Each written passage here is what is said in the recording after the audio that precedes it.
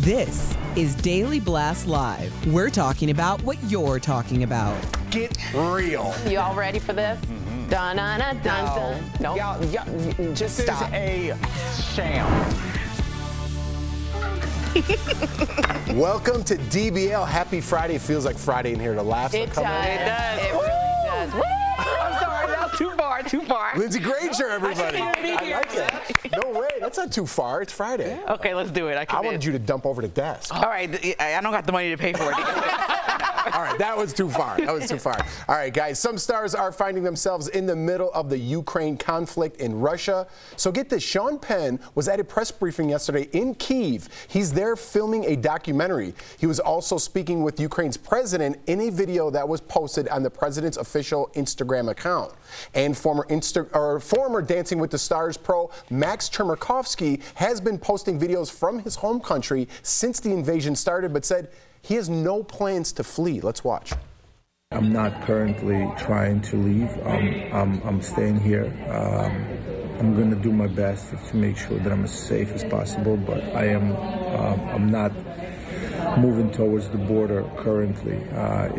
I heard not safe, and they're also reporting that it's quite dangerous, and there are a lot of just senseless activity going on outside of war stuff. Wow. Max's wife, Peta, also posted a message on Instagram pleading for his safe return to the U.S. So, listen, that video seemed very calm and very thought through.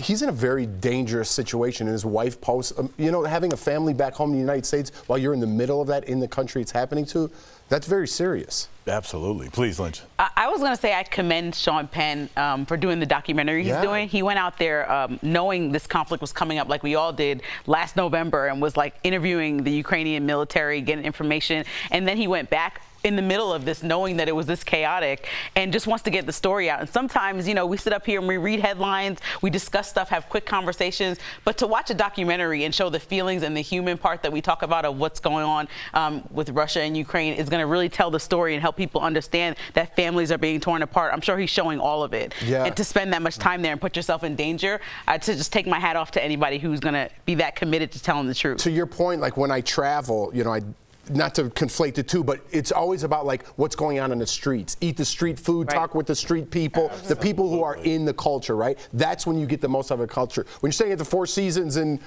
Ethiopia, you're not really getting the culture. You know what I mean? But like you're also Sean Penn, so you're getting access to like the president of Ukraine. So you're getting the people from the street, but you're also getting a one-on-one interview with the guy that everyone is wanting to know what he wants to say and what's going on. Sean Penn, remember he was with El Chapo? Like that guy walks the walk. Like he's not a joke. And I hope he stays safe. That's a major big deal. I also think that they're telling men 18 to 60 don't leave. So Max is hard to leave when they're literally handing them rifles and Molotov cocktails to say, we don't have anybody coming to defend us. You're it. That's it. That's even scarier to realize I'm the last line of defense and I have to stay for my country. Yeah. I mean, for Jeff, as sports fans, I'm sure you read this article that the Klitschko brothers, the two heavyweight championship boxers that are from the Ukraine, are also staying and fighting. But I mean, we also have to remember, and there's a morbid part of our minds that have to remember that we're going to see some really bad things happen. And unfortunately, maybe just some people that we know. And there's going to be this part where we're going to start to remove the news filter and we're just going to start to see human beings. I feel like what snuck through yesterday more than any of the images was that baby crying when that missile exploded. Yeah. A lot of people on set started crying.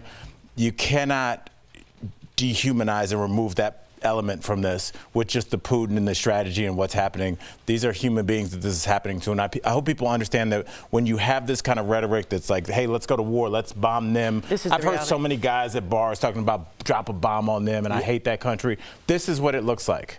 This is what it looks like and why you just can't send drones all over the world because there's babies down there. So I hope people realize that with all their tough talk, this is what it means. We're going to see. And we're very lucky here in America. We don't, we complain a lot about what is wrong with America, and there's a lot wrong, but you're right. We're in our nice warm blanket here, and if you look online, there are some very touching and depressing videos, and we are a week into this. So Absolutely. hopefully prayers for everybody over there, and hopefully it gets better very quickly. So let's switch gears here. Meantime, some stars appeared to have missed their mark with their social media posts.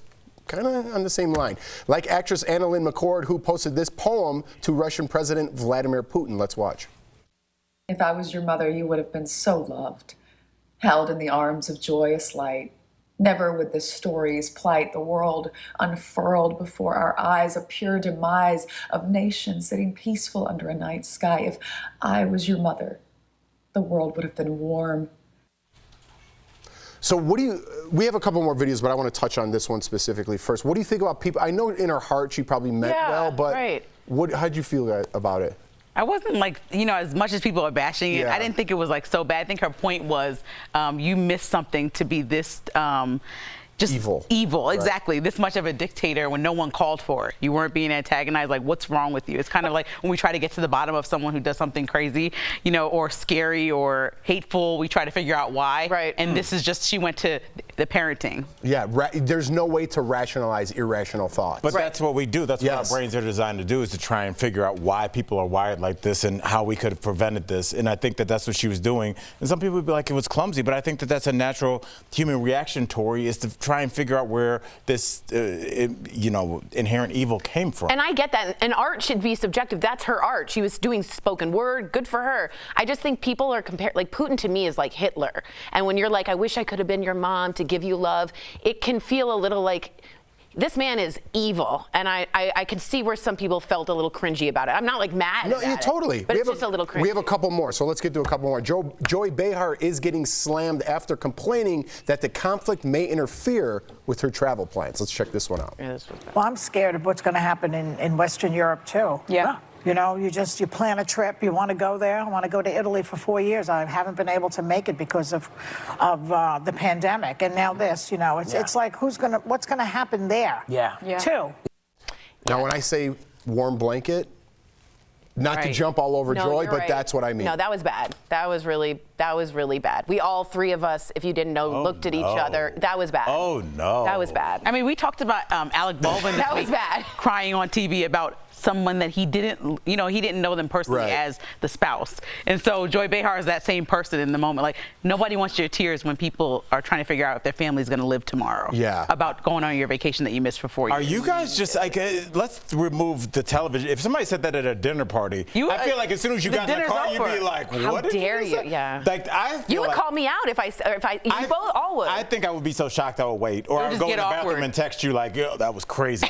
That was crazy. Yeah, that was bad. The poem was like a human being trying to reach for understanding. I'm giving Joy a little sympathy here because she does what we do, and sometimes you misspeak, right? But I just think some people are very. Listen, I'm not on her side by any means, but I'm just waiting for the day that I do it. I probably already have. And tell just Joy, not on a big you better platform. stay off your back. That's right, Joy. You better give me back. Grace. So what do you want to try? Do you want to do another one, or do you have something to say about? Oh no, I just would. That was really, really bad. That was It makes Tori uncomfortable to this minute. Really particularly bad. Good button. All right, so John Cena, check this one out. Faced some heat online after people said he used this situation in Ukraine to promote his HBO show Peacemaker. So after he tweeted, quote, if I could somehow summon the powers of a real-life peacemaker, I think this would be a great time to do so. Super boo. Super boo too. Really? Yeah, with Al. Oh. It's just, not only is it cringy because you're trying to plug, you're using and exploiting a war.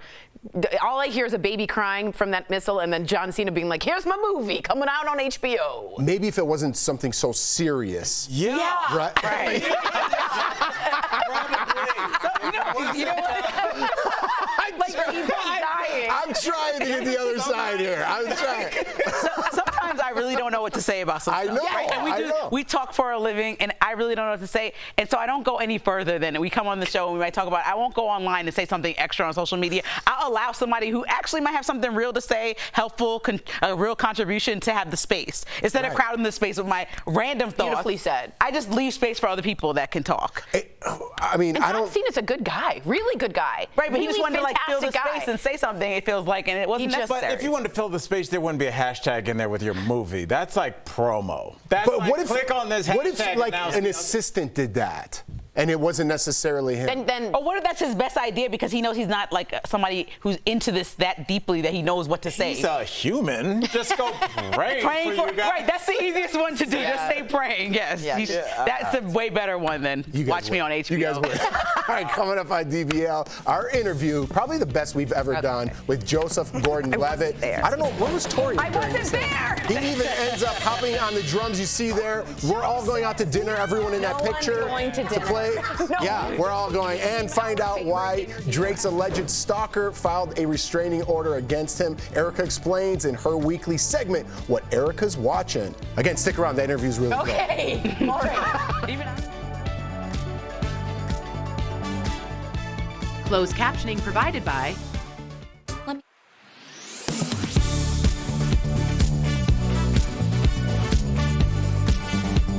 Until I saw We're talking. Al's talking about how he waited to see it. And I only read the headline about it, and so sometimes Al and I, for sitting next to each other, if it's going to tape, we're like, we'll look at each other and be like, that's not good, that's not good, and that one wasn't good. Yeah. Right. She just really saying entitled and tone deaf. It's just tone deaf. They really think it's just like it was just tone deaf. You are on people's behind more than most hosts on The View. You really need to leave space to not say You want grace for that. When your life it's tone deaf. Yeah, it's just tone deaf. When you get to a point where you think you're, again, I'm just speaking in general, but like when you get to a certain comfort in your life, right? When things are given to you, you're making a lot of money, you know, things are very easy for you. And I'm not saying I don't want to bash her. She worked her way to where she's at, and that's fine. But when you get to a place, no matter where it is in life, and you get complacent, this is when things like this come out. When you have no sympathy, like, oh, it's just something that I watched on TV, just like a fake movie that I watched. You know what it is, You don't Jeff? And realize the pain and suffering around the world. I see what you're saying, but I think the difference between that statement and like if we all achieve Joy Behar status or money or whatever, taking cars. And take her out of it. I don't want to. Whatever. I'm not bashing her. I'm just saying. I think that all of us up here would do things like I take my kids down and we'll work at the food distribution place for the weekend, or like we do that for Christmas. We'll go to the soup kitchen. Something to kind of touch the regular folks. And I think when you're super out of touch, it's not a mean thing, Lindsay, but like you've been out of the world for so long. Yeah, but she's on The View. She should have known better. The only thing you've thought about is like your vacation. True. That was a tone deaf comment on The View. But she just hasn't been a part of the world. But I think the richer you get, the more your bubble gets more. That's right. The bubble's like harder. It's like, so everything comes to you. You don't have to really But like, get outside. how bubbled are you to be on The View and realize like my vacation was ruined by the war? You're not thinking of it. Just like I said. Okay, Tori, you talk about how everybody missed out their vacation time this pandemic, and it's been a problem about sadness. She might have really wanted to go there as she's getting older. I'm just saying, I don't think that she was trying to be like.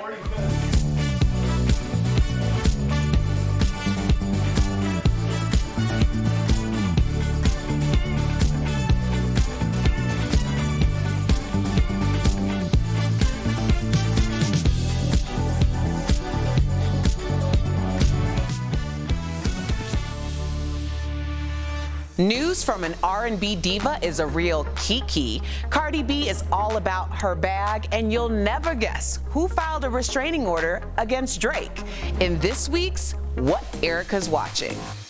Now, first up, R&B singer Keke Wyatt is best known for crazy vocal range and for being a real-life serial mom. She just announced she's pregnant with her 11th, yes, one child. But what fans are most shocked about is that she's finally throwing in the towel. She ended her prideful post with the hashtag #LastOne. Now, hopefully, all of her babies can sing, because that's the only way 11 children under one roof can sound like music to my ears. No shade, but kind of shady. So next, you would think being ordered to pay Cardi B $4 million would be no laughing matter. However, here's what gossip blogger Tasha K had to say about coming up with the cash for defaming the rap star and spreading lies that Cardi was a drug addict, prostitute, spreading STDs. Do you even have that amount of money to pay in this lawsuit? Like, is Tasha K worth that amount of money to pay that? I ain't got it. I always want to know. Listen, I'm so glad you said it. Well, Cardi responded with a line from Rihanna. Let's just say that blogger better have her money. Okay. And finally, another rapper is battling a legal beef. A woman arrested 3 times for trespassing at Drake's mansion actually wants a restraining order against the certified lover boy himself. This comes after a judge dropped a, yes, $4 billion lawsuit where the so-called stalker claims that Drake defamed her. But unlike Cardi B, Drake does not plan on pressing charges and wiping out her bank account because clearly she has issues and she has no bag worth his time. Share with me anything that catches your eye by using the hashtag DBLEricaWatch. We'll be right back. Suffer from pain?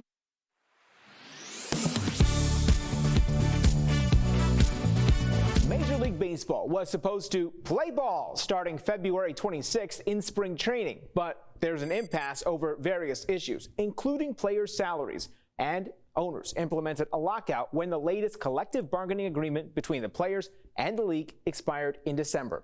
Fans will miss at least a week of preseason baseball, and this could potentially delay opening day, which is currently scheduled for March 31st. So, let's verify.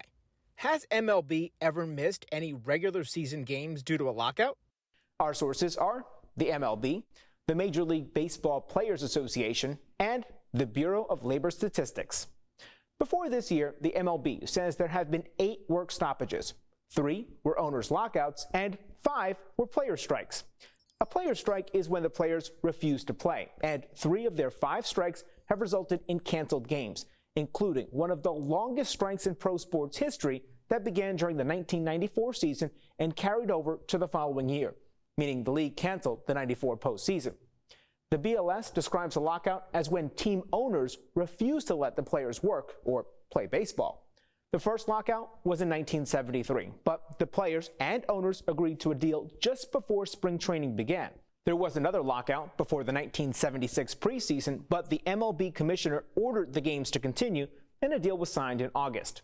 The last lockout was in 1990, which delayed the start of the season by 1 week, but teams played all 162 games. So, no, MLB has never missed any regular season games due to a lockout, but it has missed games for player strikes.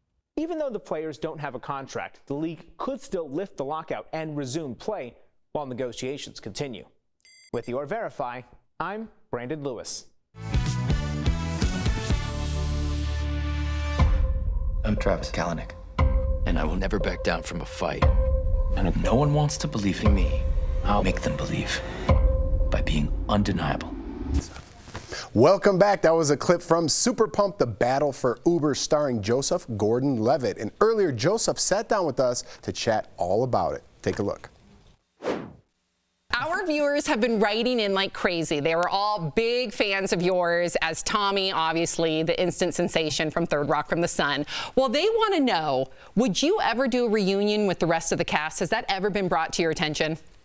Oh my God, that would be so fun. Of course, those folks are like my family. I love John and Jane and Kristen and French, and I love them. Oh, so we might have a reboot, a reunion of sorts. Yes, okay. Sounded like there's a chance. I mean, I think, though, the problem with the premise of Third Rock from the Sun was aliens come to Earth, and what's happening on Earth today is so actually bizarre that the aliens would just be like, it wouldn't even be strange. Like, we couldn't even satirize it. It's totally weird what's going on in the world. They would leave. I agree. They would turn around and leave. Albert over here said nice drum set, even though he knows nothing about drums. I know when I see a nice set of drums. I just got to know, are you a drummer? Tell us about those drums. No, the drum set, so if somebody breaks in, they trip over it. Yes, he's a drummer. Oh, look. Oh, where's he? Is he going? Oh, Joseph! Yes, buddy! Yeah. Oh, my goodness. You just became our favorite interview ever. We've had everybody from Matthew McConaughey and we love them all, but you are now DBL's favorite. So let's talk about Super Pumped, The Battle for Uber. What did you learn about the business world that shocked you the most? So they had this program, secret program, they called Grayball. It was built, this was them building software to break the law. They were just breaking the law at scale, paying teams of engineers to build software that breaks the law. And just getting away with it and making billions of dollars. And, you know, when you've got a system that incentivizes profit over anything, this is what you get. Wow. It's funny when things like that come to light, the audience, so to speak, doesn't even care. I don't know, though. I'm going to defend the social activism. I know that there's a lot of negatives when it comes to social media, but a lot of times when we do see something brought to light, I mean, look at the R. Kelly documentary on Lifetime. All of a sudden, you have these hashtags, you have these social justice warriors, and it does evoke change. So I understand your point. Yeah. But as long as they take the next step. Yes. I think that's the key. Like, you can use, like, social media can be a good tool as long as it doesn't just exists on social media. If all you're doing is sitting there and writing hashtags, you haven't done anything. But if the hashtag then inspires you to go out and do some work, to volunteer, to get involved, to like change your career or whatever it is you're going to do, then okay, cool, now you've made a difference. But just being on social media, I do think that you can convince yourself you're doing something useful when really all you're doing is earning ad dollars for Facebook. Well said. You play Travis Kalanick, the co-founder of Uber. I gotta wonder, does it make you a little bit nervous knowing that Travis might be watching your portrayal of him? Have you ever talked to him, or what are you thinking? So I talked to a whole bunch of people that worked closely with him, and I wanted to learn more about him than what you just see in the press, because what you mostly see in the press is his questionable behavior and some arguably unethical decisions. And I actually learned from talking to a lot of people that work closely with Travis that he was really well liked and loved and really inspiring and really positive and really winning in a lot of ways. So I was trying to find that balance of that, because to me it's those complexities, it's like that messiness, the two sides of the equation that make for a fascinating character to play as an actor and to watch as an audience, I think. Oh my gosh, I'm so excited. Well, I do want to disagree a little bit. I think that instead of complexities, it's just like everybody, you just label them good or bad, and then that's how life works. It's not about, you know, people have different motivations. Right. It's that they're just bad people or great people, and there's no in between. Right. So I'm seeing the light, man. That's everything's so simple. Snap decisions that make no sense as to how I get through life. Oh my gosh, Joseph, thank you so much for just making us laugh and keeping it real. For everyone at home, remember to watch Super Pump, The Battle for Uber on Showtime. We'll be right back. Thank you so much, Joseph. Have a fantastic day. Thank you, brother. You said brother. I don't know why. I love him so much. Joseph, you're awesome. You're dope, thank you. Thanks, buddy. That was great. Thank you all. You were really fun. Thanks for that. Thanks, brother. Come back. Bye. Promotional consideration is brought to you by Help.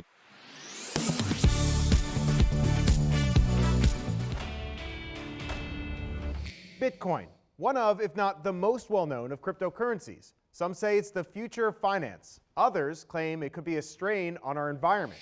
So let's verify, how much energy does Bitcoin require, and does it impact our environment? Here are sources: Dr. James Angel, Global Finance Professor at Georgetown University; Dr. Eric Waxman, Director of the Maryland Energy Innovation Institute at the University of Maryland; and a study from the University of Cambridge in the UK. First, we need to talk about Bitcoin mining, which is essentially how Bitcoins are created. Here's a quick explainer. High-powered specialized computers are tasked with guessing a code to unlock coins. They're basically trying to solve a complex puzzle. It's a long and difficult process, and it's winner take all. So having the most powerful computer working as hard as possible pays off. Literally millions of computers around the world are racing to guess that number, and that consumes a lot of electricity.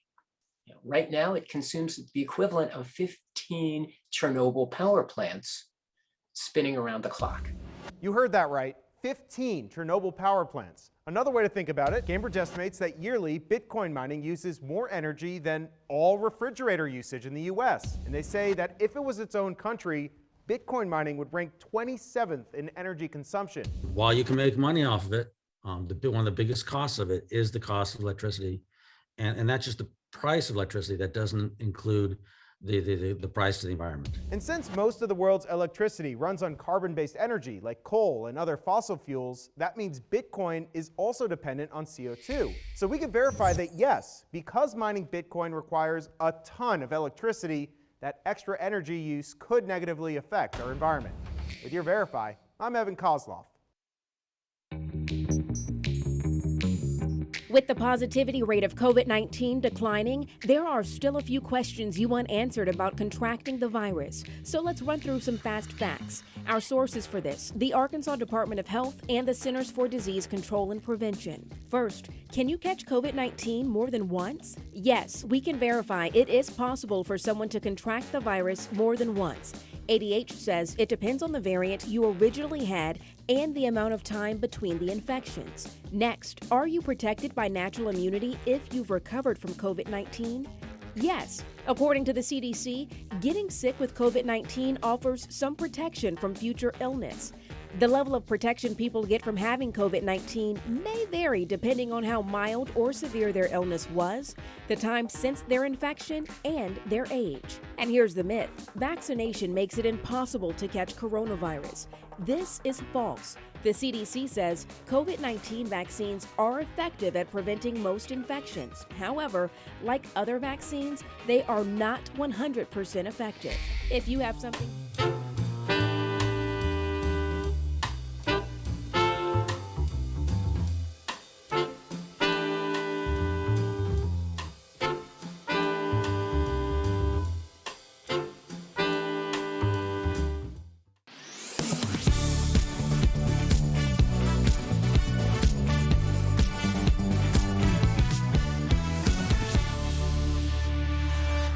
Welcome back. If you're over 60, there are some exercise habits you should quit. That's today's Focus on Fitness, presented by QB. So according to experts, if an exercise gives you any sort of pain or discomfort, you should stop doing it immediately. Next, don't ignore flexibility or mobility work. Very important. It's important to do stretches or even yoga classes to improve your range of motion. Lastly, don't use exercise to burn off cheat meals or cheat days. Instead, use exercise as a tool to improve your fitness. QB is a great way to get some quick exercise regardless of physical ability or age. Try their under-desk elliptical at home. Call 1-800-556-2089 or visit QB.com to learn more. So before we go, we're going to jump into one more story. So according to E! News, Shailene Woodley and Aaron Rodgers, get this, were spotted by a fan getting breakfast in L.A., although it's not clear if it was them. The fan said the former couple sat outside, perhaps, and didn't stay long, perhaps. Earlier this month, Aaron and Shailene reportedly called it quits after 2 years of dating, but guess what? Someone who looks like them had breakfast. I mean, that's enough in my book. They're getting married. Make sure they're definitely in. Are you in? Good rekindle story. I love a good comeback. It's random, dude. We're going to leave you with that heartfelt or potential rekindle. reunited story. Yeah. It feels so good. We'll see you guys on Monday. Have a great, safe weekend.